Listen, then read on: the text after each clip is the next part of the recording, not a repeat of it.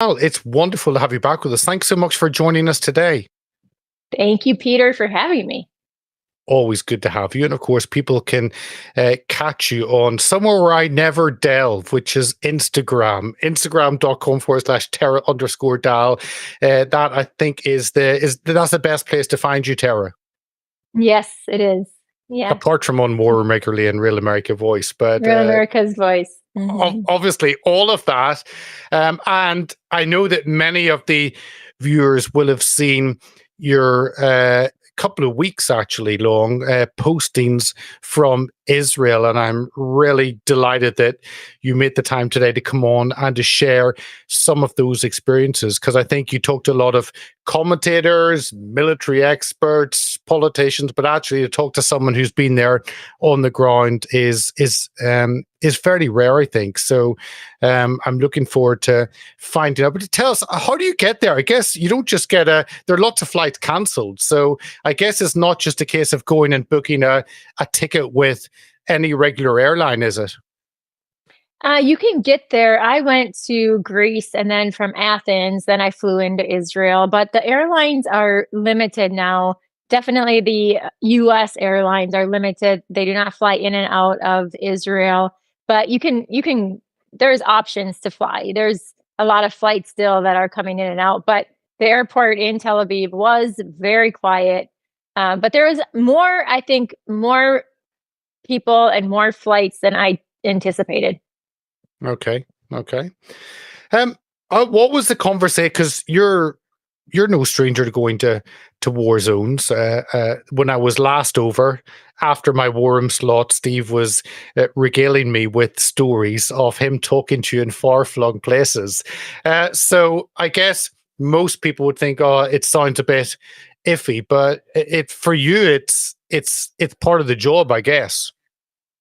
Yeah, I was in Israel. I was in Israel in 2014 to cover the Gaza conflict, the war between Israel and Hamas in 2014 for Breitbart News. And that's when I really saw, like, I had been traveling around the Middle East during the Arab Spring. I had been to Afghanistan and Iraq, really, on the ground with the war on terrorism, but especially during the Arab Spring prior to going to Israel in 2014. And really, I just kind of fell into that because I was on the ground in Egypt during the counter revolution when you had the 30 million Egyptians go to the street to call for Mohammed Morsi's ouster, the Muslim Brotherhood's ouster in Egypt. And I saw the way that the media was portraying that situation and how the media was impacting our policy.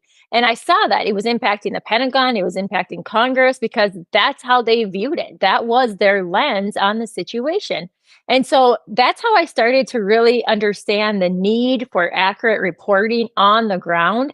Because unless you're on the ground and you really understand the dynamics, you just read what the headlines are and then you follow the headlines and then you base your decisions upon the headlines. So when you look at Israel, you look at the headlines, you look at the mainstream media, and it's always has been going back to 2014 and going back to the Arab Spring, and just the coverage from the mainstream media has been pro-Islamist.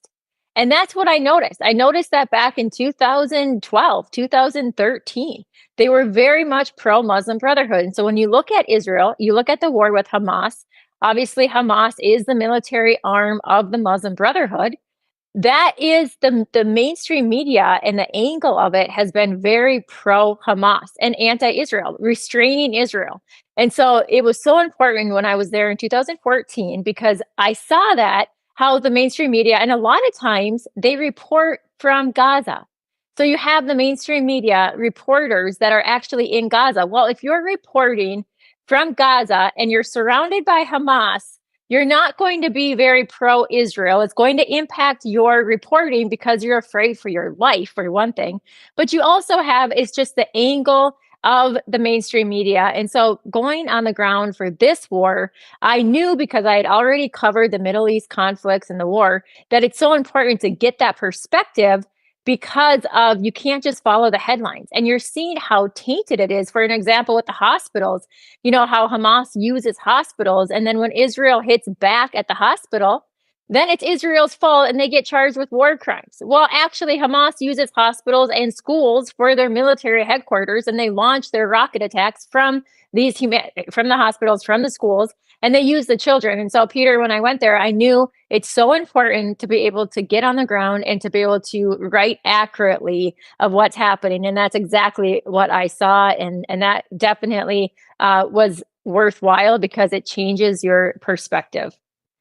Can I just ask you, just before getting on to what it was like there, I'm sure the viewers would be curious in how you prep for that, because you're not going into a normal environment. It's not just a tourist or a journalist going to report on an event. It's into a very dangerous situation. How do you prepare? Was it that you had contacts before? Is it Real America's Voice making those contacts? Because obviously you don't want to land on the ground and then begin to spend your time building up those contacts and knowing who to speak to. So how do you kind of go about preparing for that? I think with any time that I've traveled overseas in the Middle East, it's you know contacts, you reach out to them, you reach out to your mutual friends that have contacts in Israel, and then you just kind of start with who you know, and then you build off of that. And that's exactly what too on this trip. Like you have your contacts that I've had through my friends here, and then you let people know that you're coming over. I've been there before, and then you just build on that. And when you're on the ground, it just opens up opportunities because you just build your contacts, your networking on the ground. And one of the important parts of that was going up into the north. I was able to go up into the northern part of Israel with the Christian community. So I was able to spend time with the Arab Muslims that are joining the IDF. I spoke with them. I spoke with the Christian community that also served in the IDF, and of course, the majority of the Jewish community. But I was able to get all those different perspectives. So when I talk about building those contacts, it's important that you meet with all sides. And I've always done that. Like when I went to Syria, as well, I met with the opposition first, who were trying to overthrow Assad, and then I went into Damascus and saw the other side. So that's kind of just how I've always done it. And I depend on the locals. I mean, for someone, I guess, as a woman going by myself, I definitely, you just have to have like your faith in God, and then you just trust people, and you just build contacts, and you just build relationships. What were you kind of expecting when you went out? Because this current situation is simply because Israel have not dealt with the problem previously. And this time, Netanyahu, I think, feels and probably has to actually deal with Hamas living on their border. But what were you kind of expecting when you went over? Because I guess every war situation is different. The relationships with the countries around, the population, the sleeper cells they have. There are so many moving parts to the situation. What kind of were you expecting before you headed out? I think I knew what to anticipate because I had been there to cover it previously. So I knew what to expect.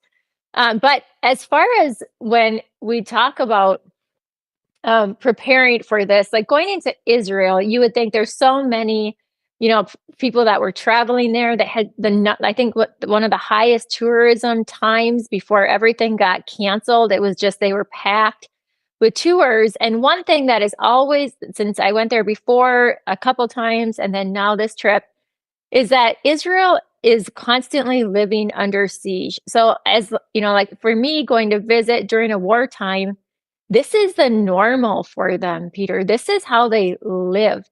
They live under siege. They live, every single house, every building, since you land in the airport, has a shelter.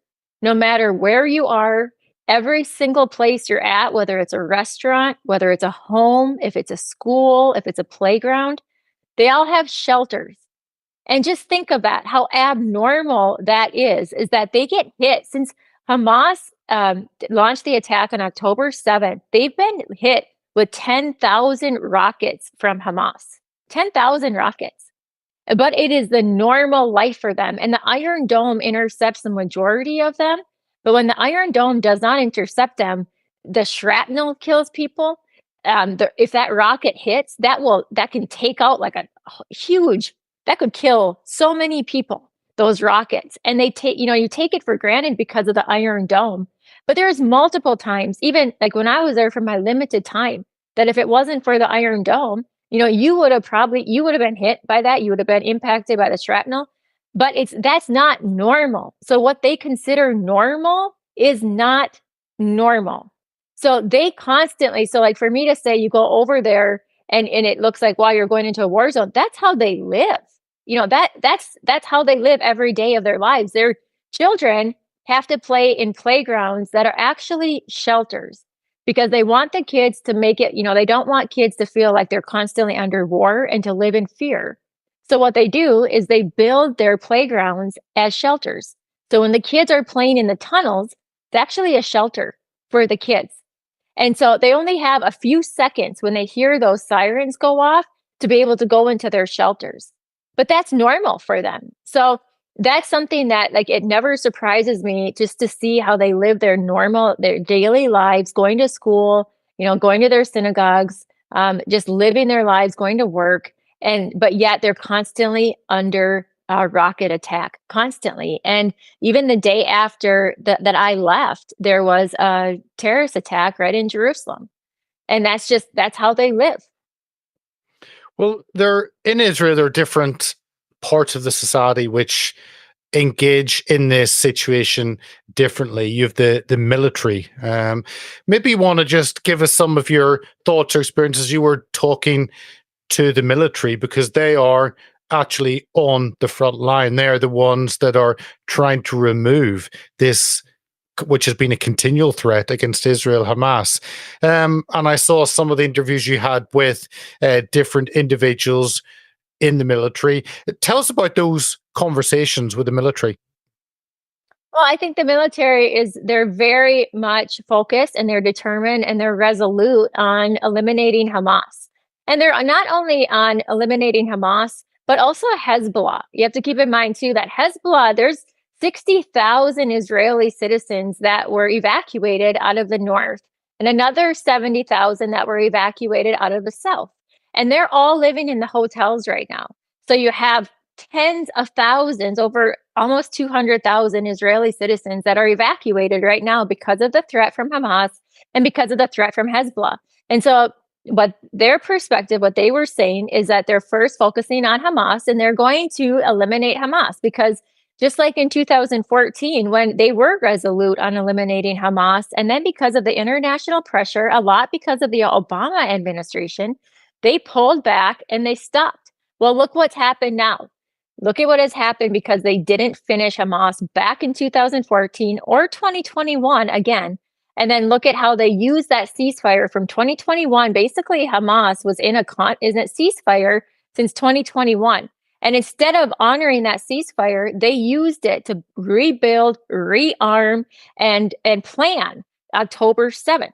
And so that's what happens when they say a ceasefire. They're rebuilding and rearming. And then that's what happens. So you have no option. The military has no option. Israel has no option but to eliminate Hamas. And they also have the threat from Hezbollah. So we just have to keep in mind too that Hamas used Hezbollah's plan that they have had for over 10 years to invade northern Israel and take hundreds of Israelis hostage, which would put pressure then on the Western countries. That was their plan. And they did drills. They did the planned training. Previously, back in May 2023, there's video of Hezbollah doing these mock trainings where it was the same attack that Hamas did on October 7th. And so Hezbollah is a greater threat than Hamas. But the threat right now, the immediate threat, from what my understanding is Hamas. They have to eliminate Hamas first, but they will have to deal with Hezbollah. And they'll have to go back to the UN 1701, where Hezbollah is north of Israel. So they're not on the Israeli border, and it has to be enforced by the UN. But they're going to have to deal with the threat from Hezbollah because they have the same plan, and those thousands of Israelis will not move back home until the threat from Hezbollah is completely eliminated as well. So they are getting attacked on all fronts, and not to mention the attacks that are coming from the West Bank as well. And that's what I've heard too, is that, people are asking why, how did they miss it? The intelligence failure. And it was the biggest intelligence failure, they're saying, since 1973. Well, they were focused so much on the West Bank. They were focused so much on the threat from Hezbollah. And they were also allowing thousands and thousands of the Gazan civilians to come in every single day on work visas. And those Gazans that were coming in on work visas turned against Israel. And a lot of them were the ones that were mapping out the exact locations for Hamas's attack on October 7th. So that's what I learned talking to people. Probably one of the most things that I took away was that they realized how wrong they were for this two-state solution, living in peace side by side, because they totally used what they were given to the Gazan civilians, because the Gazan civilians, 70% of them support Hamas, and they use that against Israel. And they use that opportunity where they were coming in on work visas, getting money, and they were the ones to turn against Israel, and with all of the maps and the locations, and commit that atrocious attack. So that is another takeaway. But I have a lot to say on the Gazan civilians too. Well, let me talk. There's just one other thing you talked about. The military and the country, I guess, was living in a false sense of security because the borders have been fairly peaceful. You've got economic relationships warming up between countries around.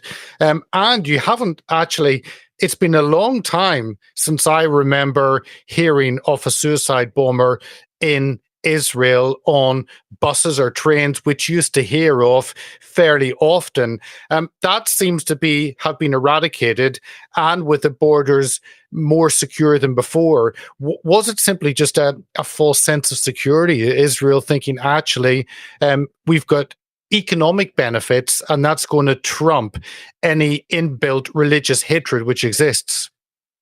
Yeah, I think it was a false sense of security. And I think a lot too was that they were allowing the Gazans to come in on those work visas, and they just didn't think that they would do something, to turn against them when they were allowing thousands and thousands of them to come in.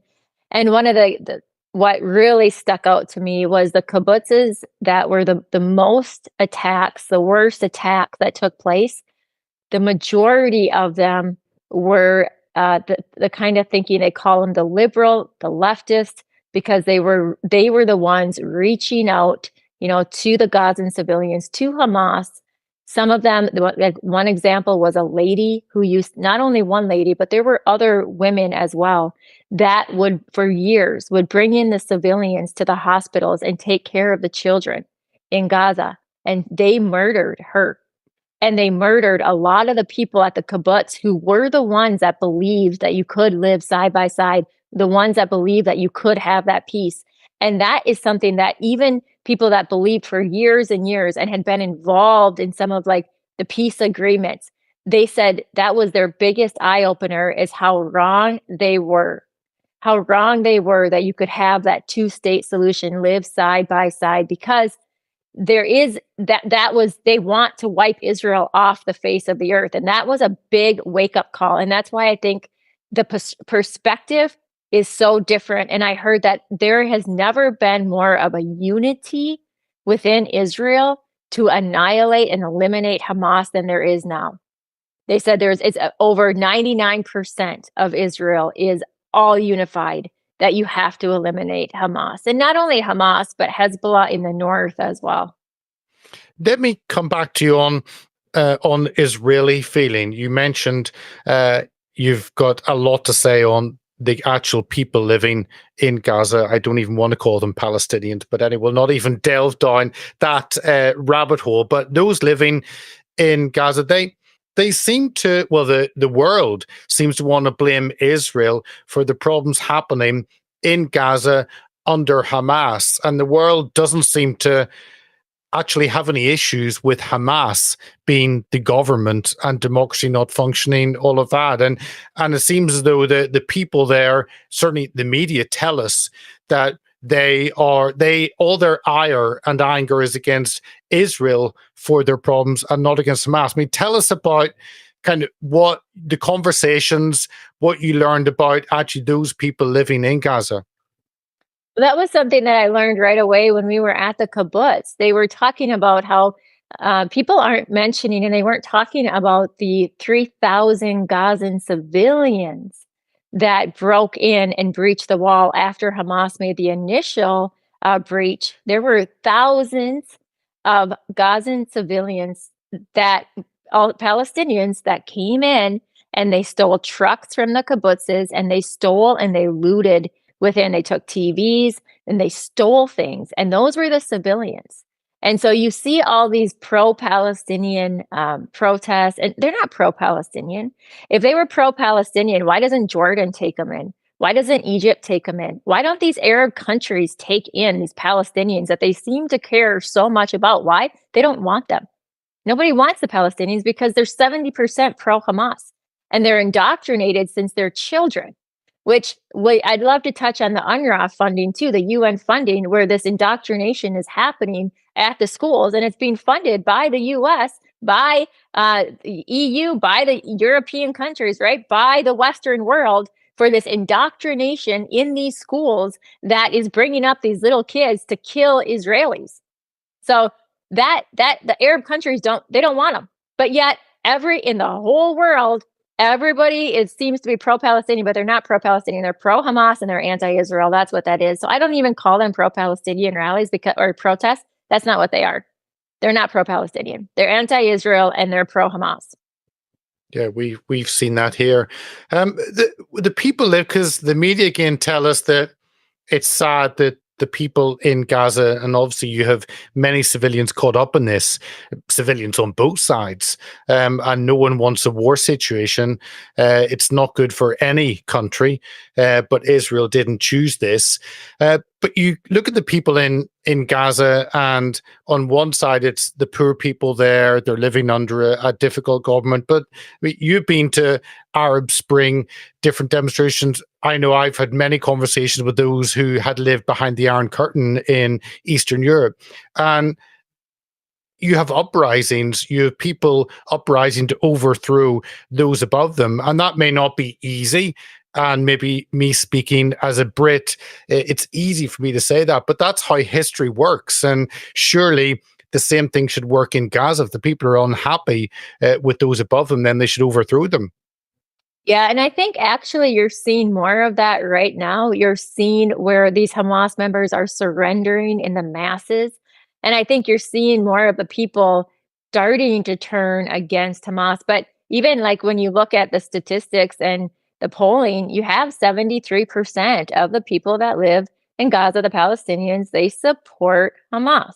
They're Hamas sympathizers. And a lot of that has to do with the indoctrination and the schooling since they're since they're kids. You see the videos of these children who have, machine guns, and they're taught and they're raised to just hate Israelis, and they're honored if they murder Israelis, and that's their indoctrination. So you've got to break that ideology. You can definitely eliminate Hamas as an organization, but it's an ideology that you really have to come against, which we've done in the past. Look at what we did with Germany and Japan. So you can come against an ideology, and that's what you have to do.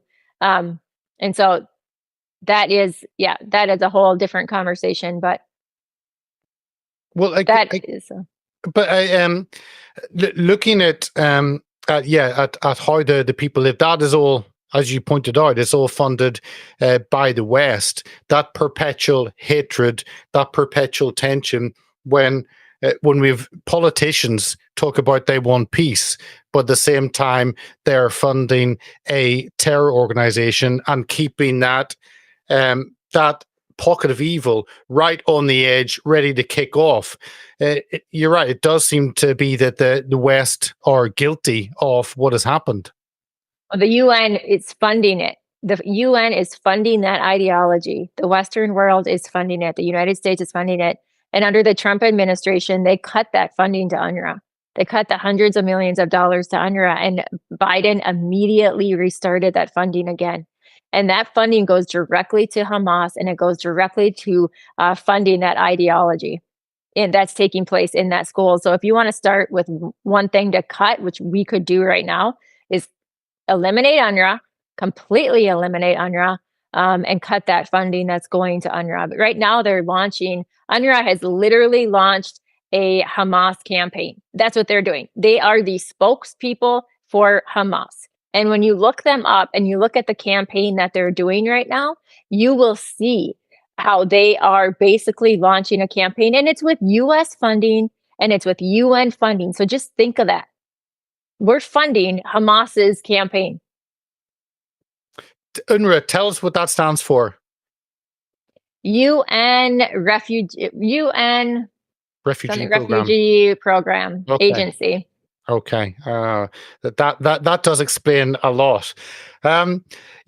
You mentioned about the Israeli people and a unity behind the government and the military. That hasn't always been the case, and certainly I have seen a lot of self-hatred, maybe mostly from Israelis and Jews who live abroad and look back.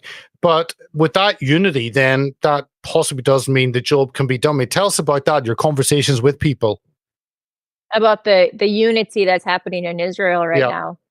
That is something they said they're 99% unified. And Israel too, they were so divided and this other people will say, well, because the country was so divided before the Hamas attack over the judicial reforms. That was the big focus in Israel. That was really dividing the country. But after this Hamas attack, everyone has been saying they have never seen more unity. And when you get to Israel, that's what you see. You see the Israeli flags all over the country, every building, all the roads. I mean, every car has an Israeli flag. It's that you're unified. It reminded me of September 11th. After September 11th, every single American flag was sold out. Everybody was unified. They were against terrorism, and they were unified as a nation and a world. The whole global community was unified. And that's where I don't understand why you're not seeing that now with Hamas attack. Hamas is ISIS. Hamas is ISIS. It's the same funding. It's the same ideology. It's the same groups. The same kind of the countries that are behind it, the terrorist organization, the tactics, the beliefs, the ideology, all of it's the same. So Hamas is ISIS.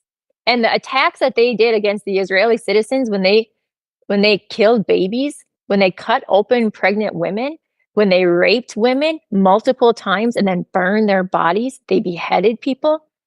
I mean, that's ISIS.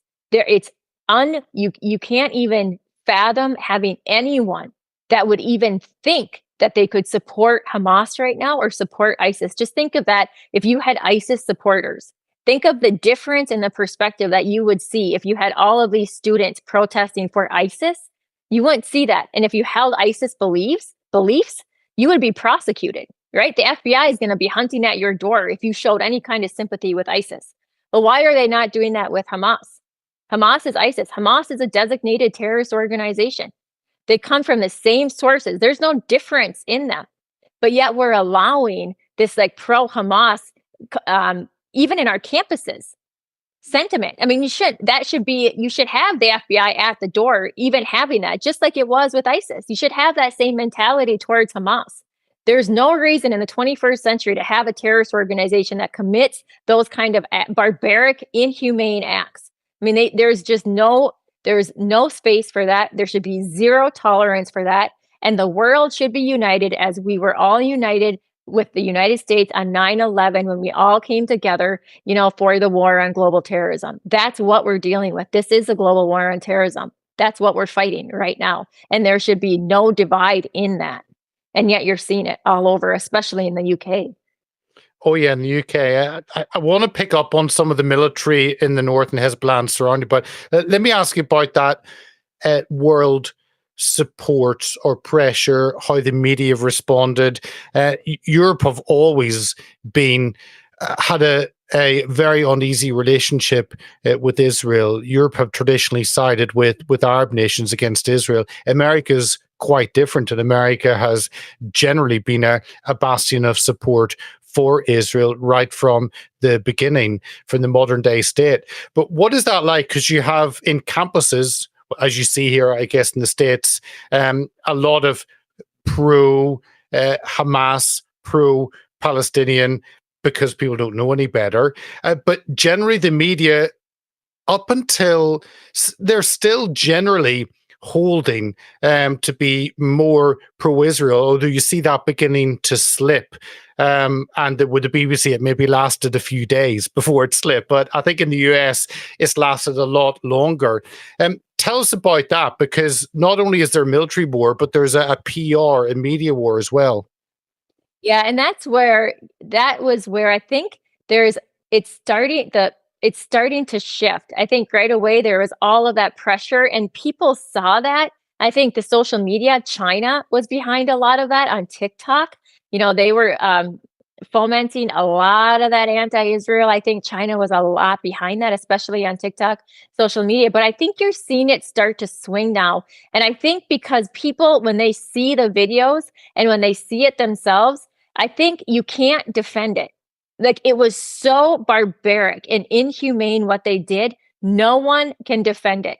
So I think that's the difference that you're seeing. And that's why it's starting to shift, is because it is ISIS. And when you see that's why when Hamas did this, like 2014, when they launched the rockets and the war in 2014, it was very different, because you just look at what they targeted civilians, they targeted babies, they targeted women, and then they kidnapped them. They kidnapped babies, they kidnapped young little kids. And so that, I think people are seeing that. Anyone that is a human being, right, that has any kind of understanding or emotion, common sense, you have to condemn it. There's just zero tolerance for that. And I think people are starting to see that. And that's why it's important for the actual videos and the reporting to happen, because Hamas is launching this massive information campaign, massive information war, which they've always done. They've always done. And that's why you're seeing even pushback on the mainstream media. Just for a perfect example was, I think several weeks ago, when you had Shifa Hospital, and they were saying that it was Israel that hit it, right? And it was Hamas. But yet, look at the condemnation because of the false reporting, and they had to push back and to be able to report the truth. And you have members of Congress, Rashid Tlaib, who was still not even believing Israel when all the evidence was there. Even when the Biden administration themselves, came out and said, no, it wasn't Israel, it was Hamas. You still had a member of Congress who was coming out there and spewing these lies against Israel, because she's part of that false campaign against Israel. And so I think you can't dispute the evidence.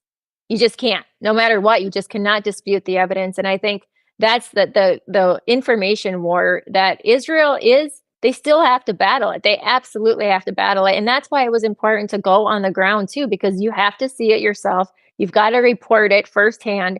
And if people were to see like what I saw in the kibbutzes and what I heard, that's what will change your perspective. That's what will make you see. And that's why it is so important for the media to report it accurately. Tara, we're seeing, you touched on the opposition in the left in politics, in the media, and we see that as well in Europe and the UK, and our media is dominated by those in the left and politics, that in the left. But we're also seeing another curious, I guess, voice come up, and that's the voices that have appeared over the last kind of 3.5 years on the COVID tyranny, demanding freedoms, angry at the restrictions we faced. And there's a lot of anger amongst that group, certainly against Israel, because of how it locked down more than anyone else before. It only allowed one vaccine to be used, the Pfizer vaccine. You didn't have any right to have anything else. It seemed to be a test bed, an experiment. And I think a lot of that anger against Israel, what's happened the last 3-4 years under that tyranny has boiled over into hatred of Israel and Jewish hatred. And I've realized a lot of those groups are maybe more in the left, and they've traditionally had that hatred of Israel. And you see it popping up time and time again, groups that I would be surprised at. I don't know are you having that in the US, or is the opposition traditionally from the left on the politics and the media? The left and the politics and the media. I think you have the United States, you have such strong support for Israel. The evangelical church supports Israel, Democrats, Republicans. It's really dividing the Democratic Party. You've got very staunch pro-Israel Democrats, and the Republican Party has always been very pro-Israel. And so I think you do see it on the left. I think you do see it in that more of the Muslim Brotherhood. I think influence, the college campuses is probably the loudest where it's coming from. But again, that's where you have to look at the sources of that. I don't think it comes from the COVID lockdowns. If you're pro-Israel, you just, for me, it's my faith. God will bless Israel. Those that bless Israel be blessed. Those that curse Israel be cursed. And so you support Israel. And it's not because of who the politicians are. It's not who's in office at the time. It's because God blesses those that bless Israel, and you stand with Israel. And it's a biblical mandate. And I know that's where my position stems from, is I'm going to honor God and I'm going to stand with Israel. And it's not because of the politicians or who's in power or what their policies are. I agree. That's 100% where I come from. Happily call myself a Christian Zionist because of what the Bible teaches. But then you talk to a non-Christian and you say, well, you pick Hamas or Israel. Take your choice. And don't tell me you want to live in Israel because of freedoms, but really want to hit Israel. And that's wanting the freedoms, but yet hating it. It's like wanting a pride parade through Gaza. Well, go for it. You could be the first, and I want to be there to film it and see what happens. That you have tolerance and freedom in one country across the board. And yet across the border, not only across the border into Gaza, but in West Bank, in many of the surrounding countries, you have little freedoms. Yeah, you do. But they're a young country. They're 75 years old. And so they're still growing. And like when you look at Israel, it's a miracle, right? Like it's an absolute miracle. Everything about Israel is miraculous. It was a desert and it's turned into a greenland, and is rivers and streams and lush and green trees, and even just being there and you just see how beautiful Israel is, and it's the hand of God and it's miraculous. And there's no way that anything that Israel could have existed if it wasn't for God's providence in that country and his hand in doing it. 100%. You touched on, just coming near the end, you touched on the north, and obviously the Gaza Strip is southwest. You've got the West Bank to the east, and you've got up there in the northern border, Lebanon and Syria. You've got two countries which are failed states in effect, and with Hezbollah. For a country and a military to be fighting war on one side, but yet they must be ready and prepared at a moment's notice to open up that on a second front. It's horrendous pressure, and so far it is held off on the north. But as you say, they will have to deal with that. But the Israeli military have shown time and time again that they're able to fight on many fronts in 48 and in 73 to fight on every single front and to be able to push that back. But that kind of, maybe touch on that constant state of readiness that has to be there. Everything can't just go to Gaza. It has to be prepared, not only in the North Hezbollah, but also on the West Bank border as well. And they are, when I was there too, the IDF Hezbollah would launch rockets at Israel and Israel would respond. So they're well positioned to be able to respond to Hezbollah, to be able to eliminate the threat from Hezbollah. Just from what, what I was told is that they're going to focus on the closest threat, the immediate threat, and that's eliminating Hamas, and that's also a quicker operation than Hezbollah. Hezbollah has about 150,000 rockets. They are a much, much stronger, well-equipped, dangerous force than Hamas. Obviously, they're backed by Iran. But the one thing I think that Israel has right now is like the U.S. warships have been deployed, and they're not doing. They're not doing the deterrence that they should do. Obviously, our troops in the region have been attacked now over 70 times. Every day they're adding to the attacks that are going on right now. So the U.S. needs to do much more deterrence to hold Iran at bay and to prevent Hezbollah from joining the war fully. But I think what's the number one thing right now that is preventing Hezbollah is that Lebanon and the civilians in Lebanon do not want Hezbollah to join the war because they're the ones that will be eliminated. And just like Hamas uses the schools and the civilians and the homes as their headquarters, as their military headquarters, and they hold their rockets, and that's where they launch their, all their attacks and use it as their headquarters. That's exactly what Hezbollah does in Lebanon. And they do it as well in the Christian communities in Lebanon. Then they use the schools and they hold the civilians hostage, and they use the civilians as their hostages, just like they do. You don't hear about it as much, but that's exactly what's going on in Lebanon. And that's what Hezbollah is doing. They're hiding their rockets in these schools, in the hospitals. So Lebanon does not want Hezbollah to join this war. And the civilians don't, because when the IDF, then Hezbollah will launch an attack from a Christian community, a village or an area. And that happened when I was there. They launched it from a Christian area, and then the IDF will respond. And then it makes it look like the IDF is hitting a church. Well, no, Hezbollah was using that church as their headquarters, as their launching pad to launch these rocket attacks. So of course the IDF is going to respond to eliminate the threat. They have to. But that's the tactics that they use. And I think if you put pressure on Lebanon, and obviously the Hezbollah has, power and control in Lebanon, but I think that's where you could really deter Hezbollah, and the UN could deter Hezbollah as well. Like they already passed in 2006, the UN resolution 1701 to be able to push Hezbollah up past the Litani River. So they're not on the Israeli border, but it's not being enforced. Hezbollah attacks the UN forces because there's not enough. They attack them. I've seen the videos of them attacking their trucks. So Hezbollah dominates in that area, and they're not even supposed to be in that area. So there are things already that exist that just are not being enforced that could really prevent from Israel having, or from the Northern Front really being an all-out war. Just finish off on where Israel goes the future, because Israel has to come out of this stronger. It has to come out of this having defeated Hamas, and whatever that means for Gaza, that will have to be for others to decide.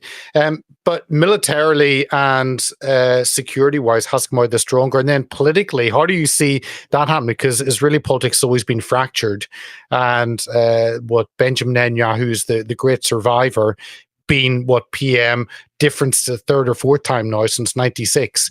And obviously that has to pass over at some point. Kind of, how did you pick up on that politically? Obviously there's support for him, what he's doing. He needs to come out of this with a strong legacy. And I guess someone else has to also come up and continue his boldness and determination to fight for Israel's security. So let me just touch on that political side. What did you feel coming away from your trip on that? I think Israel will come out stronger. I think that you will see something different in Gaza. Hamas will be eliminated. And what that is, I didn't get the sense that Israel wants to take over Gaza. I think they don't want to do that. I think you'll have the sovereignty of Israel. You'll have the sovereignty of Israel involved, but will that include security? Will that include Arab countries? You hear talks about maybe Saudi Arabia, the UAE. One country that I don't think should have any impact at all is Qatar. Qatar should have absolutely no influence in Gaza because Qatar is the Muslim Brotherhood. They are the problem. And they should be sanctioned. The international community should be sanctioning Qatar. But if you have like an Arab force, if you have a UN peacekeeping force, some kind of security, but it's Israel's sovereignty. Israel should control. It's their country. And they should have the decisions, and it should be in their control to decide. It's their civilians, it's their people, it's their responsibility to keep the civilians of Israel safe and defend their country.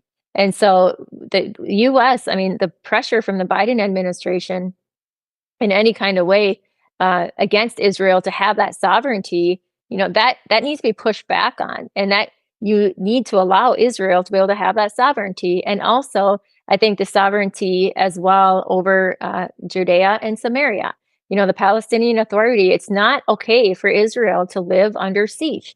That's not normal. And they shouldn't have to live that way. They should be able to eliminate the attacks. I mean, just think if we were in Texas and someone in Mexico, or not someone, cartels were launching attacks with rockets every day at Texan citizens, and they couldn't eliminate the threat, but instead they just had to build around it to protect themselves, right? They just had to build an Iron Dome or, defense system to be able to protect from the rockets instead of taking out the cartels who's launching the rockets. It makes no sense. Take out the threat. And so that's something that we need to get behind Israel and allow them to do that, and to support them in doing that. But I think you will see a safer Israel. You'll see more sovereignty, and they should. And that's where I think the international community, I don't understand their position in pressuring for a two-state solution, because there is no two-state solution. It just doesn't exist, because the Palestinian Authority is not. There is no structure. It doesn't make any sense. It's unbiblical, right? It's against God. You don't divide God's land. And those that bless Israel, like America's policy, I think is directly impacted by our decisions to bless Israel. But there is just no common sense viable option with the Palestinian Authority. They just don't have the financial structure right now, and they want to eliminate Israel as well. Tera, really appreciate you coming along and sharing your thoughts on your trip there. So thank you so much for joining us and sharing the stories you had from your trip. Thanks. Thank you, Peter. It's so good to be with you. Thank you.